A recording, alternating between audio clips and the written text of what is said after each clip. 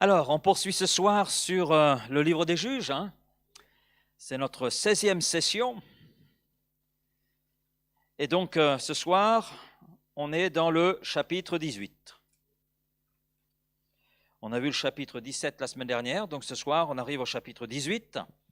Alors, je rappelle ce que nous avons dit la semaine dernière au sujet des 5 derniers chapitres, puisque on voit à partir du chapitre 2 jusqu'au chapitre 16, donc un cycle un petit peu qui se répète. Par moments, il y a quelques coupures, mais on voit le peuple qui désobéit à Dieu. Il y a un jugement qui est envoyé sur ce peuple, et puis le peuple se repent, et Dieu donc lève un libérateur, et le dernier présenté dans le livre des juges, non pas le dernier juge en Israël, mais le dernier présenté dans le livre, donc c'est Samson.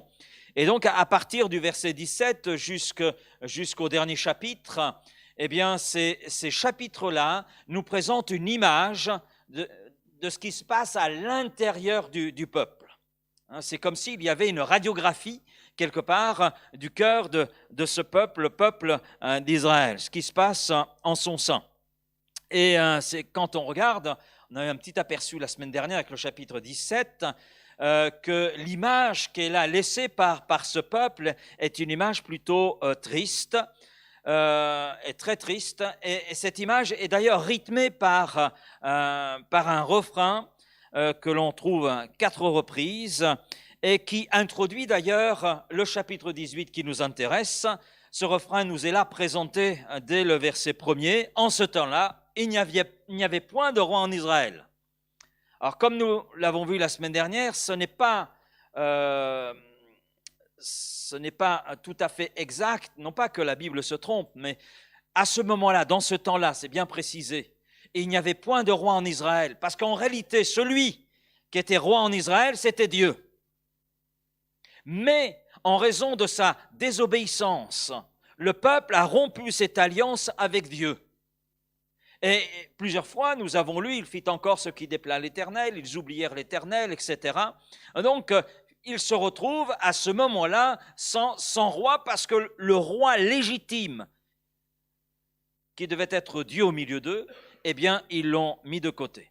Donc, en ce temps-là, il n'y avait point de roi en Israël, et la tribu des Danites se cherchait une possession pour s'établir, car jusqu'à ce jour, il n'y était point échu d'héritage au milieu des tribus d'Israël.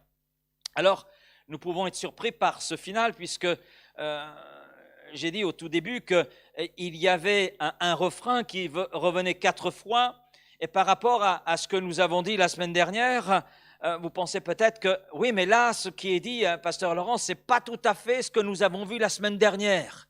Ça ne correspond pas tout à fait, surtout la deuxième partie du verset, ça ne correspond pas exactement au refrain qui se retrouve dans ces autres textes. Comme nous l'avons vu, chacun faisait ce qui lui semblait bon. En ce temps-là, il n'y avait point de roi. En Israël, chacun faisait ce qui lui semblait bon. Et là, il nous est dit, et la tribu des Danites se cherchait une possession pour s'établir, car jusqu'à ce jour, eh bien, il ne lui était point un échu d'héritage au milieu des tribus d'Israël. Dans la pensée, c'est la même chose. On a là une tribu, vous allez le voir avec moi ce soir, et on va le voir ensemble, une tribu, la tribu de Dan, donc les Danites, qui en fait cherche à trouver une possession qui lui plaît, selon ce qui est juste à ses yeux, selon sa volonté. Donc, la pensée, elle demeure. Chacun faisait ce qui lui semblait bon. Eh bien, là, Dieu nous dit, voilà une démonstration d'une tribu qui cherche à faire ce qui lui semble bon.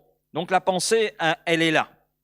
Et cela est confirmé par le fait également que pour acquérir un territoire, une possession, eh bien la tribu de Dan va jusqu'à massacrer un peuple, j'allais dire pacifique. Et en plus, les Danites, cette tribu va sombrer dans l'idolâtrie. On voit cela à la fin de ce chapitre 18 que vous avez certainement lu. Si vous ne l'avez pas lu, eh bien vous serez punis, tout simplement. Il y aura une punition. La punition sera très sévère, je vous assure. Vous serez quitte à lire ces chapitres que vous n'avez pas lus pour la semaine prochaine. Voilà. Alors, regardons un petit peu ces Danites, cette tribu de Dan. la première question, finalement, que l'on peut se poser par rapport à l'attitude de cette tribu, ce qui est dit là dans le verset 1er, c'est Josué, dans le partage de la terre promise, a-t-il oublié cette tribu? Oui, ils sont allés à la conquête de Canaan, le pays promis, sous la conduite de Josué. Et puis on s'aperçoit qu'il y a eu un partage de ce territoire. Alors la question qu'on peut se poser en lisant ce chapitre, mais ce peuple, enfin ces tribus, les Danites, sont en train de chercher une possession. Est-ce que Josué les a oubliés dans le partage? Eh bien en réalité non. Non. Et on trouve la réponse dans Josué chapitre 19, les versets 40 à 48. Cette tribu de Dan, comme les autres tribus, à l'exception d'une, puisqu'elle était réservée pour le sacerdoce, donc pour le tabernacle, toutes les tribus avaient un territoire qui lui était échu. Et la tribu de Dan avait un territoire qui lui était attribué. C'est clairement exprimé, donc on peut le lire, Josué, facile à trouver Josué, c'est juste avant le livre des Juges. Donc au chapitre 19, les versets 40 à 48, la 7e part échue par le sort à la tribu des fils de Dan, selon leur famille. Donc la limite de leur héritage comprenait Zoria, Eshtaol, Ir-Shemesh, Shaalabin, Ajalon, Jipla, Elon, Timata, Ekron, etc. Donc avec le territoire vis-à-vis de Japho. Le territoire des fils de Dan s'étendait hors de chez eux. Les fils de Dan montèrent et combattirent contre l'Échem, et ils s'en emparèrent et frappèrent donc l'Échem du tranchant de l'épée. Ils en prirent possession, s'y établirent et l'appelèrent Dan du nom de Dan leur père. Tel fut l'héritage de la tribu des fils de Dan, selon leur famille, ces villes-là et leurs villages. Donc ils avaient un héritage. Alors, bien sûr, on arrive à la deuxième question. Si Dan avait un héritage, comment se fait-il que cette tribu cherche alors une possession? N'ont-ils pas déjà une possession? Pourquoi chercher une autre possession? Alors la réponse, eh bien, elle se trouve en fait dans le livre des Juges. Elle se trouve au chapitre 1er du livre des Juges et au verset 34. Juges chapitre 1er, verset 34, « Les Amoréens repoussèrent dans la montagne les fils de Dan et ne les laissèrent pas descendre dans la plaine. Et les Amoréens voulurent rester à Ar-Hérès, à Ajalon et à Shaabin. Mais la main de la maison de Joseph s'appesantit sur eux et ils furent assujettis à un tribut. Le territoire des Amoréens s'étendait depuis la montée d'Akrabin, depuis Séla et en dessus.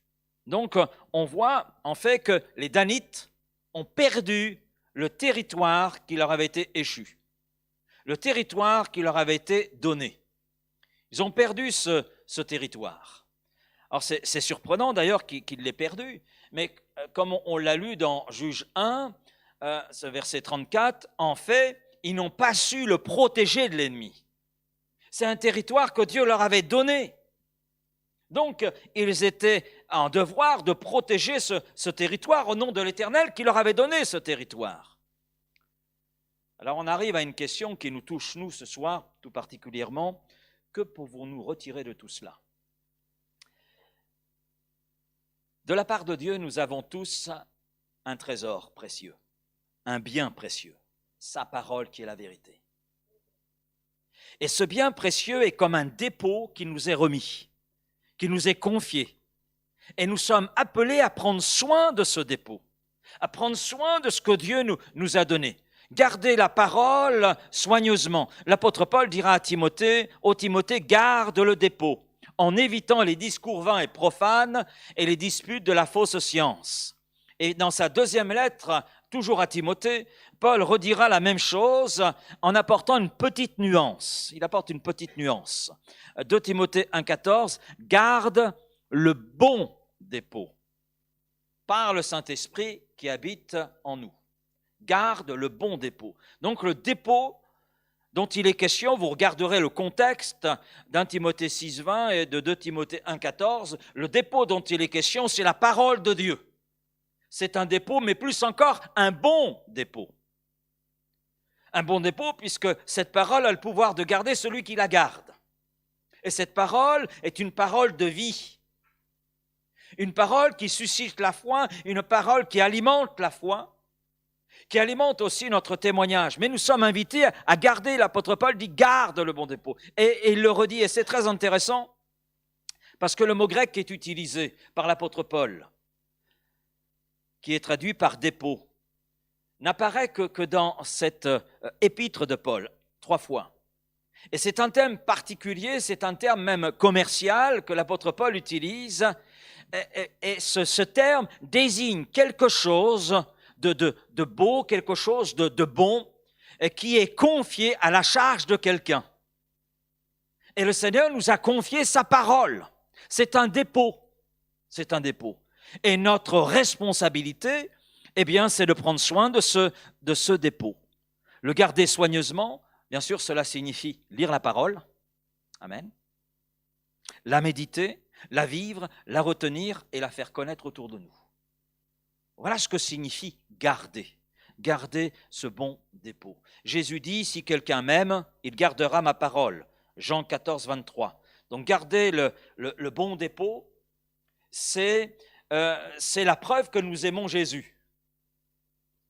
En d'autres termes, la place que la parole de Dieu occupe dans notre vie témoigne du niveau d'amour que nous avons pour Jésus. Alors ça, c'est par rapport à nous sur un plan individuel.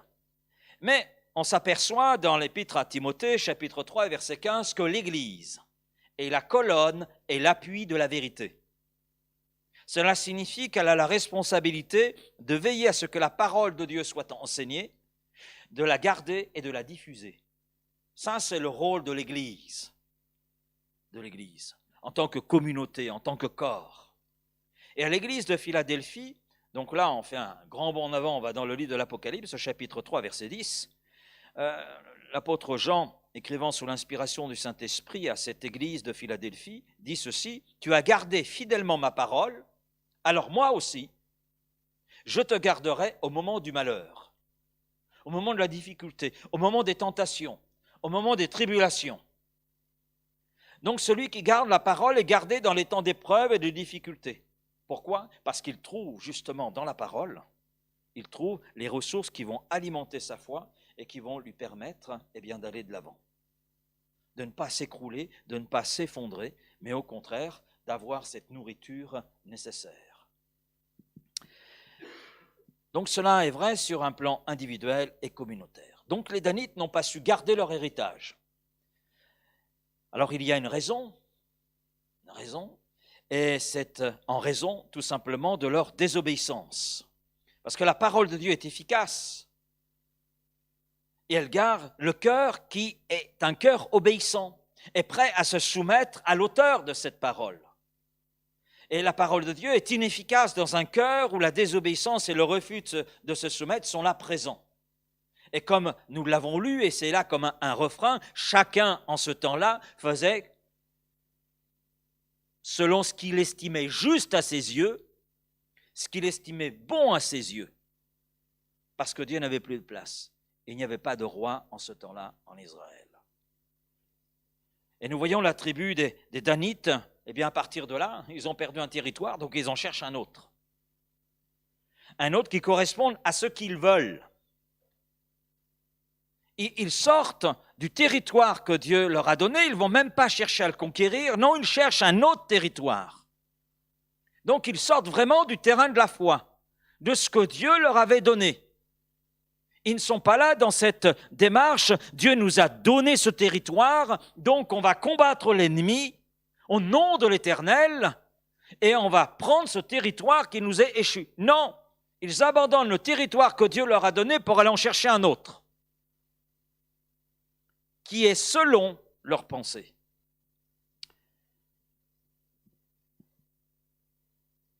Je crois en avoir parlé la semaine dernière, on a des gens qui sont exactement comme cela. Dieu les a placés à un endroit, mais ils n'ont pas su garder la place qui était la leur à cet endroit. Alors ils cherchent une autre place, qui place n'est pas une place conforme à ce que Dieu veut, mais à ce qu'ils veulent eux. À ce qu'ils veulent eux. Et quand on cherche ce qu'on veut, ben vous savez, on arrive toujours à le trouver. Mais à quel prix et pour quelle finalité? Eh oui. Et là, le témoignage qui nous est donné de cette tribu de Dan est très intéressant. Alors on poursuit. Dans notre récit, nous retrouvons Mika. Ça vous dit quelque chose dans le chapitre précédent. Et puis on retrouve le Lévite. Le Lévite que Mika a embauché pour légitimer donc sa religion personnelle, parce qu'il s'est construit son petit univers, il a sa petite église, et puis là, son petit pasteur, ce Lévite qu'il paye, et il pense qu'à partir de là, eh bien, Dieu cautionne tout cela, mais Dieu n'a rien à voir dans cette affaire, parce que Dieu lui-même condamne l'idolâtrie, et il nous est dit que la maison de Mika, je ne vais pas revenir sur ce que nous avons vu la semaine dernière, mais la maison de Mika était la maison des dieux. Pas du Dieu vivant et vrai, du Dieu de l'Alliance, mais des dieux. Donc il y en avait une multitude. Alors c'est évident, quand on sort du chemin tracé par Dieu en ce qui concerne notre vie, eh bien Dieu ne nous suit pas. Amen. Oui, parce que quelquefois on peut s'imaginer que Dieu est à notre disposition, viens et suis-moi. Non, non, non, non, non. Dieu est avec nous dans la mesure où nous sommes en lui et avec lui. Et on s'aperçoit qu'à chaque fois que le peuple de l'Ancienne Alliance, peuple d'Israël, s'est détourné de cette alliance conclue avec Dieu, Dieu n'a jamais cautionné ce peuple. À aucun moment nous voyons Dieu cautionner. Et le peuple s'est trouvé livré lui-même. Et on a un exemple, j'y reviens rapidement, c'est Samson. C'est Samson. Il imaginait que Dieu était encore avec lui quand il était chez Delilah à jouer avec le péché. Je m'en tirerai comme les autres fois. Taratata, oui, Dieu n'était pas avec lui, c'est évident. Et il s'imaginait, moi je pêche, Dieu est avec moi. Non, non, non, ça ne marche pas comme ça. Et on le voit avec Samson, c'est ce qui lui est arrivé. Les Danites donc rencontrent sur leur chemin Mika et ce fameux Lévite. Alors je vais résumer, d'accord? Mika, qu'est-ce qui se passe pour lui? Il se fait dépouiller. Il se fait dépouiller. Il se fait dépouiller de ces idoles qu'il avait construites. Et il se fait dépouiller du Lévite qu'il avait embauché. Et bien sûr, les Danites, on le voit dans les versets 14 à 18, bien sûr, utilisent la ruse. Utilisent la ruse. Mika, c'est très intéressant. En fait, il a perdu tout ce qu'il a construit. Oh, il a bien essayé de récupérer quelques affaires, mais en vain. Il nous est dit, verset 21, ils se remirent en route, donc les Danites, et partirent en plaçant devant eux les enfants, le bétail et les bagages. Ils avaient tout pillé chez Mika. Voilà, tout ce qu'il avait. Comme il était déjà loin de la maison, déjà loin de la maison de Mika, les gens qui habitaient les maisons voisines de celle de Mika se rassemblèrent et poursuivirent les fils de Dan. Ils appelèrent les fils de Dan qui se retournèrent et dirent à Mika, « Qu'as-tu? Que signifie ce rassemblement ?» Il répondit, « Notez bien, mes dieux que j'avais faits, vous les avez enlevés avec le prêtre et vous êtes partis. » Deux petits points. Mais que me reste-t-il?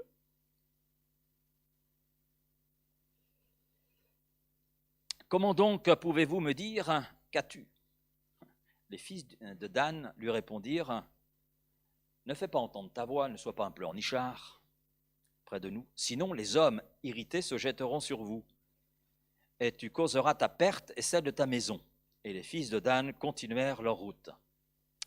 Mika, voyant qu'ils étaient plus forts que lui, s'en retourna et revint dans sa maison. C'est vrai que personnellement, j'aime bien cet épisode. Parce que je crois que Dieu sait faire preuve d'humour quelquefois. Et là, je ne sais pas si vous voyez comme moi, je vois l'humour de Dieu.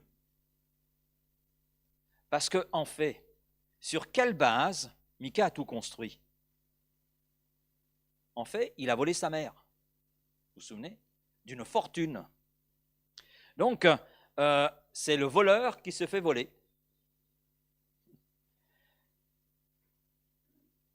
Selon ce que l'on sème, eh bien, on récolte ce qui correspond à ce qu'on a semé. Et puis, Mika est l'illustration du où aboutit l'idolâtrie, à la ruine, au vide. Il se retrouve avec rien. Ces faux dieux, c'est là qu'on voit l'humour de Dieu, ces faux dieux ne lui ont apporté aucun bien durable. Bien au contraire, ces faux dieux sont partis avec les autres et il a tout perdu.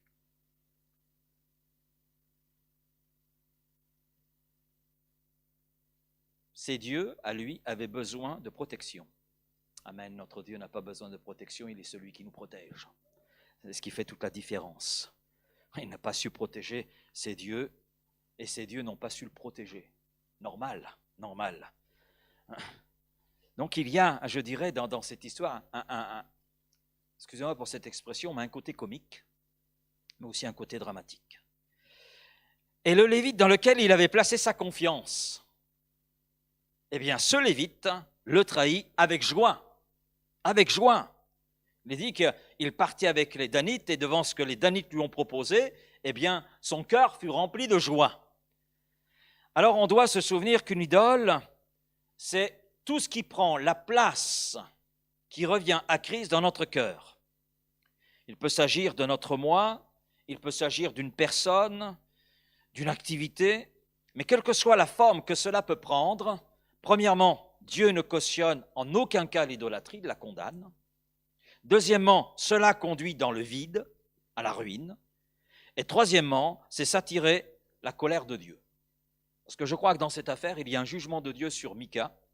Tout ce sur quoi il a placé sa confiance, tout lui échappe en un instant. Et l'idolâtrie, quelquefois, peut prendre des formes de folie. J'ai trouvé cet article, je suis tombé vraiment par hasard dessus, mais ça m'a interpellé. T'as la photo, s'il te plaît? Ouais. Alors, c'est un fonctionnaire de 35 ans, bon, c'est au Japon. Donc, un fonctionnaire de 35 ans a épousé en octobre dernier Hatsune Miku, c'est la peluche, une chanteuse numérique au Japon. Le jeune marié et son épouse ont effectué le mois dernier leur voyage de noces. Leur mariage n'a cependant aucune valeur juridique. Mais il y a une organisation qui se charge de faire tout ce qu'il faut dans ce sens. Au Japon, bien sûr. Je ne l'ai jamais trompée, dit-il. J'ai toujours été amoureux d'elle. J'ai pensé à elle tous les jours, a déclaré le jeune homme. Il a déboursé 2 millions de yens, ce qui fait plus de 15 000 euros, pour organiser une cérémonie de mariage traditionnelle. Aucun membre de sa famille ne se trouvait parmi les 40 invités. La chanteuse était présente sous la forme d'une peluche d'une dizaine de centimètres. Je suis amoureux du concept Hatsune Miku, mais je me suis marié avec elle parce qu'elle est en moi, explique-t-il. Il se considère désormais comme un mari ordinaire. Sa femme le réveille le matin, elle lui souhaite bonne journée.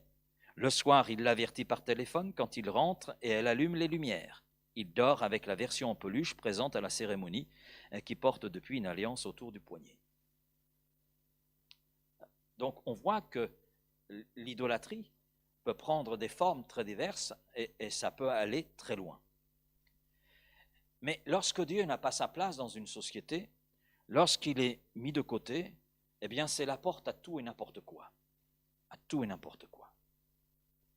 Et on le voit avec les Danites, parce que Mika est dépossédé de ses dieux, de ses idoles, mais en fait c'est les Danites qui les ont récupérés. Et les Danites sont dans la reproduction de ce que Mika a fait. Alors, de tout cela, eh bien, il y a bien sûr un enseignement. Ce n'est pas là par hasard dans la parole de Dieu. Dieu, à travers cela, nous enseigne. On voit Mika qui s'est créé ses dieux. Mais les dieux que l'homme se crée sont toujours inférieurs à l'homme. Ils n'ont de pouvoir que celui que nous leur donnons. Mais cela restera petit, pour ne pas dire vide. Les gens qui se prosternent devant une statue, devant une idole quelconque, devant une image, en réalité, l'image, la statue n'a de pouvoir que ce qu'ils pensent que cette statue ou cette image peut avoir. Et quelque part, je dirais que l'adoration des idoles, on pourrait réfléchir là-dessus, n'est qu'une façon détournée de s'adorer soi-même. Vous réfléchirez. Deuxième point que je relève, c'est que chacun d'entre nous, nous avons une influence. Une influence. Une influence dans notre contexte de vie, que ce soit le contexte privé comme public. Public, c'est-à-dire dans la rue, dans notre quartier, sur le lieu de notre activité professionnelle, on a une influence. Cette influence peut être forte comme cette influence peut être faible.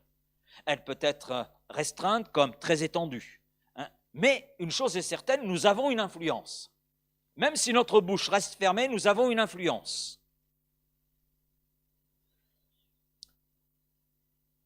Et plus nous avons de responsabilités, plus notre influence va avoir d'impact, va être grande. Un animateur va avoir de l'influence sur les enfants qui composent le groupe qu'il dirige. Cela veut dire que les enfants, par rapport à ce qu'ils vont entendre de leur animateur, ce qu'ils vont voir, de ce qu'ils vont discerner, cela va les marquer. Cela va les marquer plus ou moins profondément, mais cela va constituer un réservoir de repères pour ces enfants quand ils vont grandir. Je me souviens d'un jeune, je l'ai eu plusieurs années donc en colo, et je l'ai retrouvé un jour dans une église, dans le cadre d'un voyage, un voyage en France pour visiter les églises et présenter l'œuvre missionnaire. Et puis, je vois ce jeune, je ne l'ai pas reconnu, ça faisait des années, vous imaginez, donc, mais lui m'a reconnu, et il est venu me voir et il m'a demandé « Tu te souviens, Laurent ?» Donc, j'ai imaginé à son âge, etc., que ça devait être dans un camp. Alors, je lui ai dit « C'est certainement dans une colo. » Il me dit « Oui. » Et puis, il m'a rappelé quelques éléments. Et ce jeune avait été marqué par un témoignage que j'avais apporté dans le cadre d'une soirée. On était là sous la tente et on avait question-réponse. Voilà, on avait ce moment-là. Et c'est quelque chose qui l'avait marqué. J'aurais jamais imaginé cela. Mais ça m'a interpellé de voir ce que ce jeune avait pu retirer de cette soirée, de ce qui avait été dit à ce moment-là. Je m'en souvenais même plus d'ailleurs. Imaginez un instant que deux chrétiens en rentrant du travail aperçoivent en rentrant chez eux leur pasteur qui sort d'un bar titubant. Imaginez. Hein? Quelle va être l'influence sur ces deux chrétiens de ce qu'ils voient? Quelle va être l'influence du spectacle qui se présente à eux? Un discrédit va s'installer, se propager au niveau de l'Église. Oh, hier soir, on a vu notre pasteur qui sortait du bar du village. Il était complètement pété. Comme ça qu'on dit, je crois, dans le midi. Non? Hein? Ivre. Hein? Et il y aurait une perte de confiance. Et le message de l'Évangile ne sera pas reçu. Comment est-il possible de croire à cet homme alors que quand il n'est pas à l'église, il fait la tournée des bars? Bon, je prends peut-être un exemple extrême. Vous pensez que cet exemple est extrême. Je vous rassure, ça ne me concerne pas. D'accord? Hein? Même si j'ai fait une imitation, ça reste une imitation, ce n'est pas la réalité. Hein? Donc, amen. Bon, j'aurais mieux fait de choisir un autre exemple, puisque là, je suis dans un moment de très grande solitude. Bon, c'est vrai, je prends peut-être un exemple un peu extrême, mais je ne voulais pas... Oui, bon, allez, on ne va pas aggraver la situation, on continue. Hein? Je crois qu'il est important que nous comprenions que quoi que nous fassions, que ce soit en privé comme en public, dans l'Église comme en dehors, cela marque d'une façon ou d'une autre. Cela a une influence d'une façon ou d'une autre. Et quand je vois les Danites, ils sont arrivés chez Mika, ils savaient qu'il y avait des dieux, ils savaient ce qu'il faisait dans sa maison, et ils ont estimé que ces dieux avaient une importance, puisque ça a une importance pour Mika. En plus, il a un lévite avec eux, donc on prend tout, ça a de l'importance aussi pour nous. L'attitude de Mika a une influence sur cette tribu. Et après Mika, il est question du lévite. Il y a un lévite qui est là, il apparaît. Le même lévite que celui qui est dans le chapitre 17. En fait, c'est le lévite que Mika a embauché, hein, ou débauché, ça dépend comment on se place. Donc, lui, bien sûr, il part avec les Danites, et ça se comprend parce que la place est meilleure. C'est évident. Regardez d'ailleurs comment les Danites s'y prennent. Parce que dans un premier temps, il réagit un petit peu, c'est pas bien ce que vous faites. Mais les Danites, verset 18, la fin du verset 18, le prêtre leur dit, mais que faites-vous là? Je ne suis pas trop d'accord avec ce que vous faites là. Ils lui répondirent, tais-toi, mets ta main sur ta bouche et viens avec nous. Tu nous serviras de père et de prêtre. Vous remarquez que les Danites reprennent exactement la même expression que celle que Mika a utilisée dans sa rencontre avec ce Lévite. La même expression. Parce qu'ils sont exactement dans la même démarche.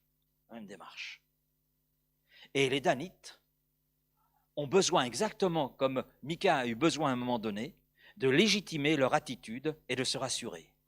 Parce que lorsque Dieu n'a plus sa place dans un cœur, ce cœur se construit une religion, parce qu'il a besoin de se rassurer et d'avoir l'impression d'être en sécurité. Et les Danites ont besoin de cela. Mais c'est purement superficiel. Et puis nous remarquons que le Lévite ne se fait vraiment pas prier.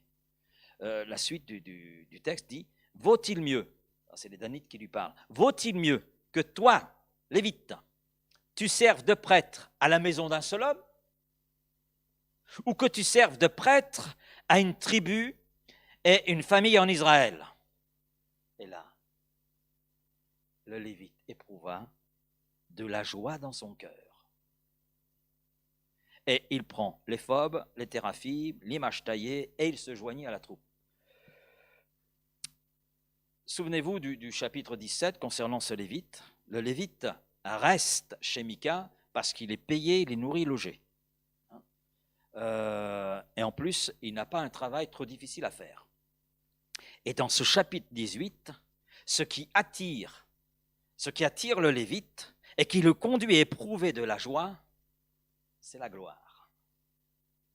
Et oui, vaut-il mieux que tu serves de prêtre à la maison d'un seul homme, ou que tu serves de prêtre à une tribu et une famille en Israël? Allez, entre nous, c'est quand même plus glorieux d'être au service de l'ensemble d'une tribu, une grande famille, que d'être au service d'un seul homme. En plus, en pleine campagne. L'évangéliste américain Billy Graham disait « Tout serviteur de Christ est placé devant 3 dangers, l'argent, l'orgueil et le sexe. » Et pour notre Lévite, finalement, le chapitre précédent, l'argent a été le facteur qui a fait qu'il a décidé de s'installer chez Mika. Et entre parenthèses, à aucun moment il demande l'avis de Dieu. Et là, nous le voyons dans ce chapitre 18, il part avec les Danites pour la gloire. Et c'est vrai, entre être le prêtre d'un homme et être le prêtre d'une tribu, il n'y a pas photo. C'est plus glorieux d'être au service d'une tribu. Et son cœur est joyeux parce qu'il était rempli d'ambition mercenaire. Le Lévite, finalement, ne se souciait pas de Mika, il se souciait seulement de son salaire, du statut qu'il avait pu obtenir. Et là, maintenant, on lui propose quelque chose de plus grand, alors il y va. Il ne se pose pas de questions. Là aussi, il ne consulte pas Dieu. Si vous proposez, actualisons, si vous proposez à un serviteur de Dieu de servir une église composée de 30 personnes ou une église de 1000 personnes, un dilemme va s'installer dans le cœur de quelques serviteurs. Et chez d'autres, le choix sera vite fait. Être en gouvernance d'une église de 1000 personnes, c'est plus glorieux que d'être en gouvernance d'une église de 30 personnes. Non, vous ne croyez pas?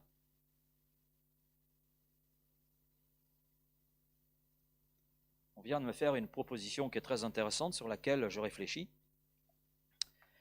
On m'a proposé d'aller aux États-Unis, à New York, et de travailler. Il y a une église de 3000 personnes qui se trouve sans pasteur. Alors on réfléchit avec ma femme, parce que c'est assez tentant. En plus, New York, vous imaginez la ville, donc il y a de quoi travailler, et c'est plus facile à remplir qu'à Vitrolles. Hein. En plus, ils ont les locaux. Donc, et le logement, je ne vous dis pas, il y a même une piscine, un jacuzzi. Alors, vous hésitez, vous, devant ça? Alors, je vous rassure, c'est pure fiction. Voilà. Parce que Dieu nous veut là, amen. Donc, je vous rassure, nous n'irons pas à New York. Quoi, il ne faut pas que je parle trop vite, parce que Dieu, quelquefois, sait faire preuve d'humour. Mais ce n'est pas prévu. D'accord? Pour notre Lévite, il est là avec un esprit pas missionnaire, mercenaire. Ce n'est pas la même chose. Et son choix, avec cet esprit mercenaire, a été de choisir ce qu'il y avait de mieux à ses yeux. En ce temps-là, il n'y avait point de roi en Israël. Chacun faisait ce qui lui semblait bon. Donc il estime que c'est bon de suivre les Danites, que c'est meilleur que de rester chez Mika. Mais quand on regarde, c'est la même chose. C'est la même chose. C'est la même chose. Il y a toujours l'idolâtrie. Nous voyons finalement que ce Lévite a su assurer sa place auprès des Danites sur ses envies, sur ce qui lui a été dit, sur ce qu'il a envie d'entendre. Et il avait envie d'entendre cela. Proposition est faite. Et j'ai constaté, si vous êtes dans le péché ou en contradiction avec la Bible, vous trouverez toujours quelqu'un de très spirituel pour vous dire « ce n'est pas grave » ou « ce n'est pas si grave que cela ». Vous pourrez peut-être même, si vous cherchez bien, trouver quelqu'un qui va vous dire « continue ». Continue. C'est un peu ce que nous voyons là. Concernant ce Lévite, il sait qu'il est dans l'idolâtrie, il sait, parce qu'il connaît l'Écriture, il connaît la loi de Moïse. Un Lévite est chargé même de l'enseigner. Donc il connaît les choses, mais il s'enfonce encore plus profondément. En plus, il a des gens qui sont là et qui lui proposent une bonne place et qui lui disent « c'est bien, continue. Tu es dans le péché, c'est bien, continue, persévère. » Les versets 27 à 31 montrent la prise par les Danites de la ville de Laïs. Cette ville signifie lion. Lion. Très intéressant d'ailleurs cette signification. Et cette ville, c'est bon de le signaler, elle est dans le territoire d'une autre tribu d'Israël, dans le territoire d'Éphraïm. Ça veut dire qu'on a une tribu d'Israël qui va dans un territoire qui appartient à Éphraïm, à une autre tribu, et qui prend une partie de ce qui a été échu à la tribu d'Éphraïm. Attendons de voir la suite. Versets 8 à 10, nous lisons « Les 5 hommes revinrent à Tsoréa et Estaol vers leur tribu, et on leur demanda « Quelles sont les nouvelles ?» Et ils leur répondirent « Allons-y, marchons contre les habitants de cette ville. Car nous avons examiné le pays, il est excellent. » Quoi? Vous ne dites rien? Il n'y avait pas de amen de la part du peuple, enfin des Danites. Et bien sûr, les 5 hommes qui ont exploré disent « Ne lambinez pas, mettez-vous en route et allez le conquérir. » En arrivant là-bas, vous trouverez une population sans défiance, un pays spacieux, largement ouvert, que Dieu a livré entre vos mains. C'est une contrée où rien ne manque de ce que la terre peut produire. Alors, on peut être étonné ici, quoi qu'il n'y ait rien d'étonnant, vous allez comprendre pourquoi, puisqu'ils disent largement ouvert que Dieu a livré entre vos mains. Les Danites mettent Dieu dans l'affaire, exactement comme Samson a mis Dieu dans son affaire, alors qu'il n'était pas là où il aurait dû être et à faire ce qu'il aurait dû faire. Hein. Donc les Danites font exactement la même chose. Ils mettent Dieu dans leur affaire alors que Dieu est totalement absent. Hein. C'est un nom qu'ils utilisent simplement pour se rassurer, parce que c'est rassurant, mais à aucun moment ils ont demandé l'avis de Dieu et à aucun moment Dieu n'a cautionné leurs envies, ce qu'ils estimaient juste à leurs yeux. Et tout leur jugement, quand on regarde de ces Danites, est fondé sur ce qu'ils voient, sur des impressions. Ça ne vous fait pas penser à quelqu'un, ça? Non? Si je vous dis Lot, on retrouve les mêmes expressions. Hein, lorsque Abraham dit à Lot, séparons-nous, et là où tu irais, moi j'irai à l'opposé. Et Lot vit, contrée large, spacieuse, oui, largement ouvert, une contrée où rien ne manque, de ce que la terre peut produire. On retrouve exactement la même vision. La même vision. Alors, c'est très tentant. Hein. Et comme Lot, les Danites ont estimé que c'était juste. Alors, les Danites prennent cette ville de Laïs. Bien sûr, ils la prennent par surprise, mais elle était assez facile. Hein, c'était une proie facile, puisqu'il nous est dit que les habitants étaient des personnes tranquilles. Ils se croyaient en sécurité parce que loin de Sidon, et ils n'avaient point de relation avec l'extérieur. Hein. Donc, on voit cela, pas simplement dans le rapport que font les 5 hommes après leur espionnage, mais on voit cela aussi dans les versets 27 à 31. Donc, alors il est évident que c'était vraiment une proie facile, un lieu intéressant, donc c'est quand même plus intéressant ce combat que celui qu'on aurait dû mener contre les Amoréens qui ont pris le territoire que Dieu nous a échu. C'est quand même plus facile.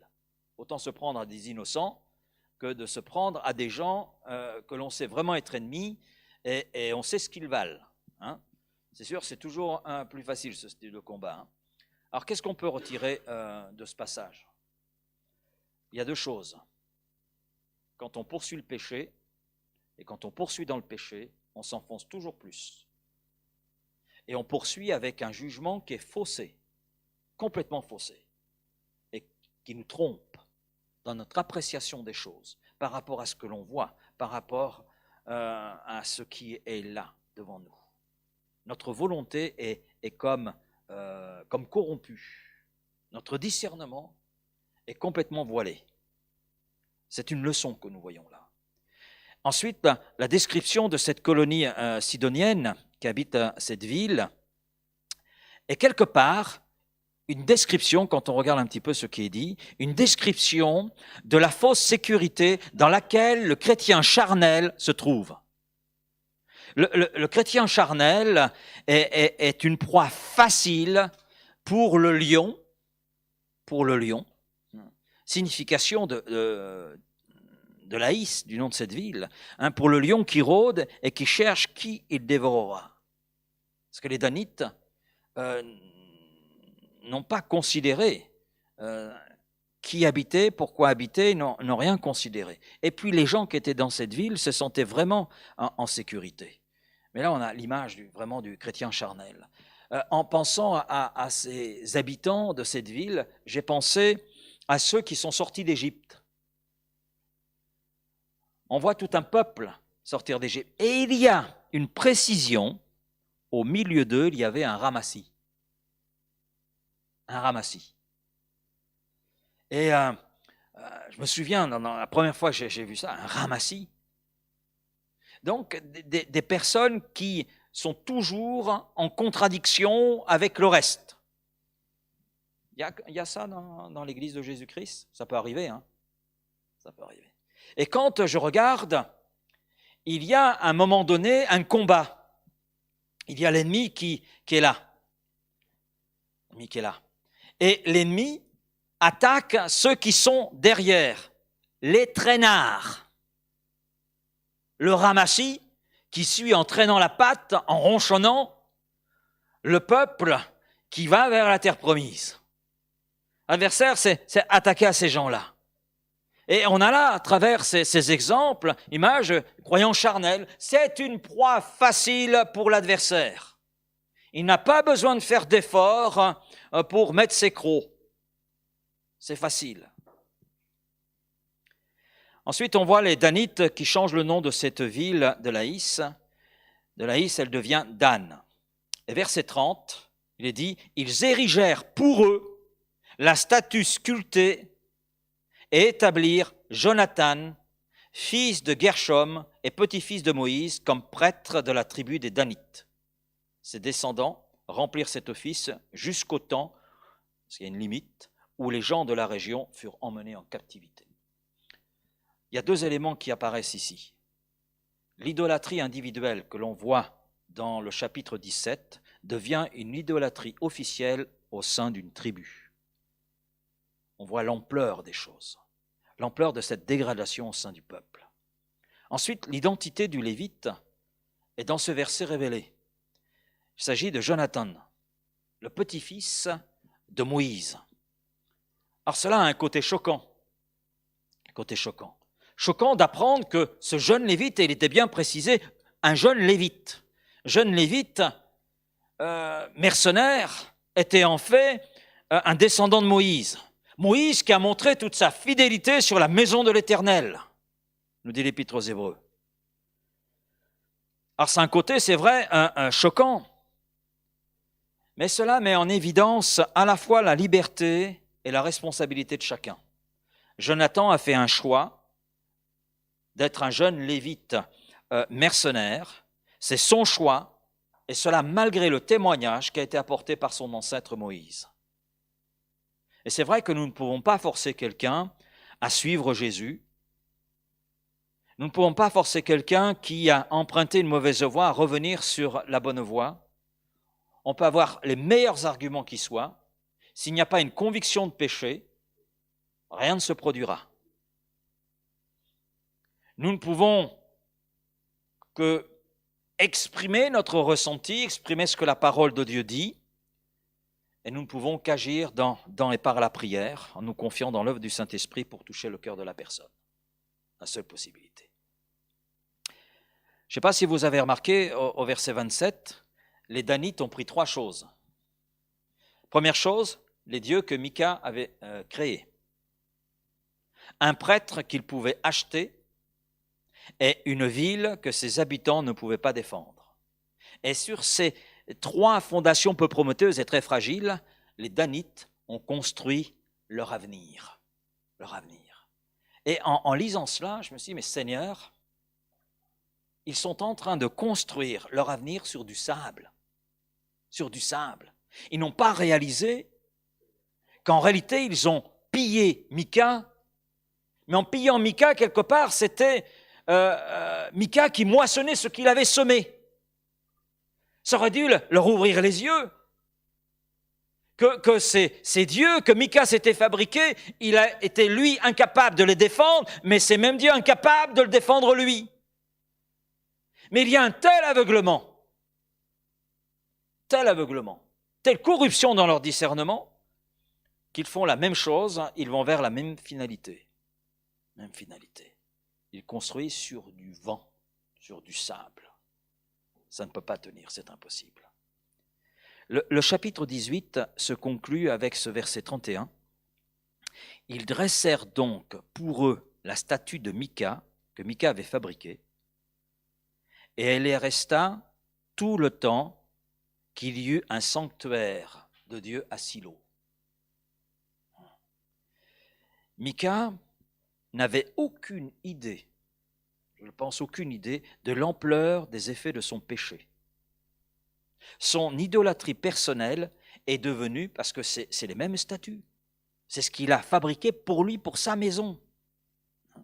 Son idolâtrie personnelle est devenue l'idolâtrie de toute une tribu. De toute une tribu venant en plus s'opposer au culte à l'Éternel qui existait à cette époque et qui est à Silo. Culte qui est rendu dans la maison de Dieu à Silo.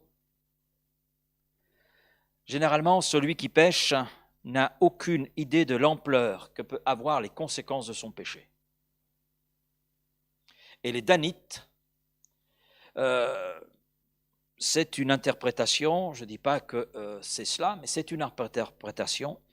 Une chose est certaine, ça c'est une certitude, les Danites furent la première tribu à établir l'idolâtrie publique en Israël. Ça, c'est une certitude, on le voit. Et c'est là qu'il y a une hypothèse, c'est peut-être la raison pour laquelle le nom de leur tribu, si vous lisez l'Apocalypse, Apocalypse 7, les versets 5 et 8, le nom de leur tribu n'apparaît pas dans la liste des 12 tribus de laquelle sortiront donc ceux qui sont appelés les 144 000, ceux qui seront les témoins au moment des 7 années de la tribulation. Il y a cette tribu de Dan n'est pas citée. Elle n'est pas citée. Et c'est une hypothèse, hein. Certainement qu'elle n'est pas citée en raison de son évolution dans le péché. Et quelle évolution!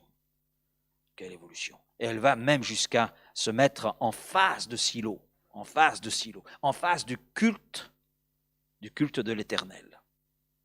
Avec un Lévite qui sait ce qui se passe à Silo, mais qui accepte d'être le prêtre de cette idolâtrie. C'est terrible.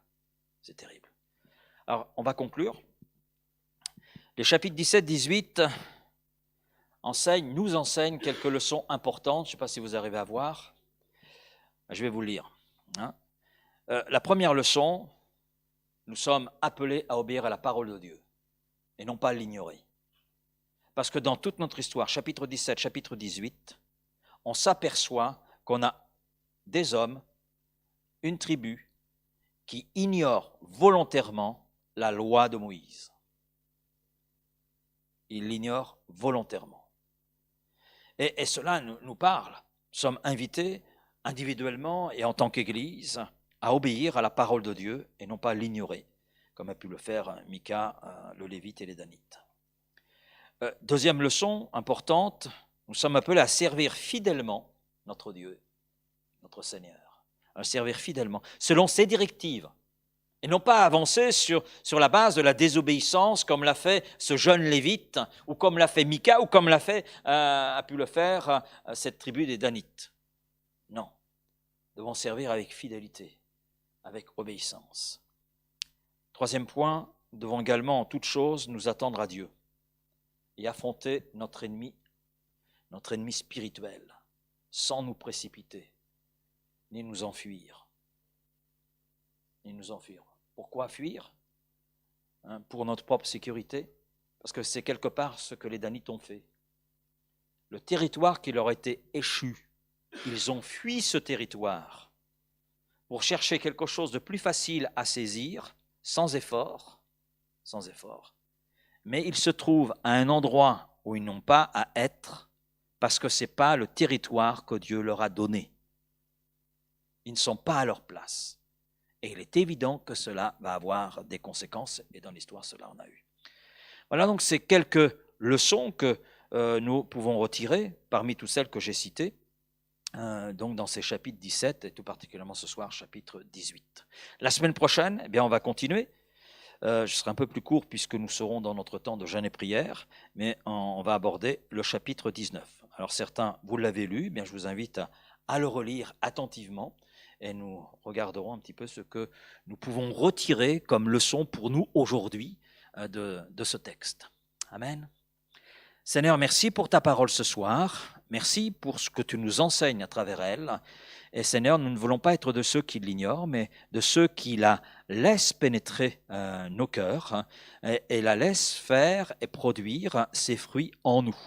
Et nous voulons être de ceux qui non seulement reçoivent ta parole, mais obéissent, et à partir de là, eh bien, te sert avec fidélité, te sert dans l'obéissance, te sert selon tes directives, pas selon ce qui nous semble juste, ce qui nous semble bon, mais selon tes directives. Merci de nous aider, chacun pour notre part, Seigneur, et nous voyons à travers ce texte encore ce soir toute l'actualité de ta parole. Elle sait nous rejoindre dans ce que nous pouvons vivre, dans ce que nous pouvons constater aussi autour de nous. On voit une parole vraiment très actuelle, Seigneur, et on ne peut pas la mettre de côté. Non, Seigneur, on veut vraiment être de ceux qui retiennent, et puis de ceux aussi qui partagent cette bonne parole. Oui, Père.